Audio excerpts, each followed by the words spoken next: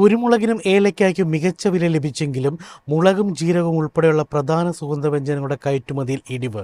വിദേശ വിപണികളിലെ ആവശ്യക്കുറവാണ് ഇടിവിന് കാരണം. 2025-26 സാമ്പത്തിക വർഷത്തിൽ ഇന്ത്യയുടെ സുഗന്ധവ്യഞ്ജന കയറ്റുമതി മൂല്യത്തിൽ $4.43 ബില്യൺ മുൻ വർഷത്തെ അപേക്ഷിച്ച് ഇത് 6% കുറവാണ്.